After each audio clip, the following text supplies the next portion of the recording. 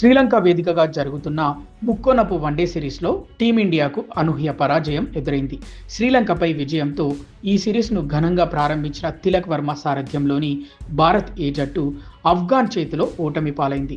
గురువారం దంబుల్లా వేదికగా జరిగిన మ్యాచ్లో సమిష్టిగా రాణించిన ఆఫ్ఘనిస్తాన్ ఏ డక్వర్త్ లూయిస్ పద్ధతిన 4 పరుగుల తేడాతో విజయం సాధించింది. వర్షం భారత్ ఏ విజయావకాశాలను దెబ్బతీసింది. ఈ మ్యాచ్లో ముందుగా బ్యాటింగ్ చేసిన భారత్ ఏ నిర్ణీత 49 ఓవర్లలో 9 వికెట్లకు 349 పరుగుల భారీ స్కోర్ చేసింది.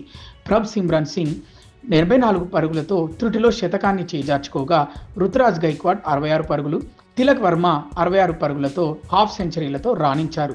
సూర్యాన్షి షెట్గే 27 బంతుల్లో 2 ఫోర్లు 2 సిక్స్లతో 40 పరుగులు, వైభవ్ సూర్యవంశీ 22 బంతుల్లో 9 ఫోర్లతో 44 పరుగులతో దూకుడుగా ఆడారు. వర్షం అంతరాయంతో ఆఫ్ఘాన్ లక్ష్యాన్ని 38 ఓవర్లలో 294 పరుగులుగా నిర్ణయించారు. 294 పరుగుల భారీ లక్ష్యంతో బరిలోకి దిగిన ఆఫ్ఘనిస్తాన్ దూకుడుగా ఆడింది. కానీ మరోసారి వర్షం అంతరాయం కలిగించింది. వర్షంతో మ్యాచ్ ఆగిపోయే సమయానికి ఆఫ్ఘనిస్తాన్ 25.5 ఓవర్లలో 2 వికెట్లకు 177 పరుగులు చేసింది. వర్షం తగ్గకపోవడం, ఆట కొనసాగే అవకాశాలు లేకపోవడంతో ఎంపైర్లు డక్వర్త్ లూయిస్ పద్ధతిన ఫలితాన్ని తేల్చారు. డిఎల్ఎస్ పద్ధతి ప్రకారం ఆఫ్ఘాన్ 3 పరుగులు అదనంగా చేయడంతో విజేతగా ప్రకటించారు. డిఎల్ఎస్ లెక్కలను దృష్టిలో పెట్టుకుని బ్యాటింగ్ చేసిన ఆఫ్ఘాన్ బ్యాటర్లు వేగంగా పరుగులు రాబట్టారు. కెప్టెన్ ఇమ్రాన్ 75 పరుగులు, బషీర్ షా 51 పరుగులతో రాణించారు.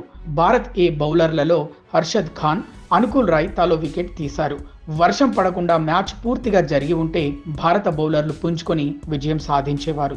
ఈ సిరీస్లో భారత్ ఏ తమ తదుపరి మ్యాచ్ను సోమవారం దంబుల్లా వేదికగా శ్రీలంక ఏతో ఆడనుంది. సాక్షి టీవీ ప్రసారాలను నిలిపివేయడం చట్టరీత్యా నేరం. సాక్షి టీవీ ప్రసారాల కోసం మీ స్థానిక కేబుల్ ఆపరేటర్ని వెంటనే సంప్రదించండి.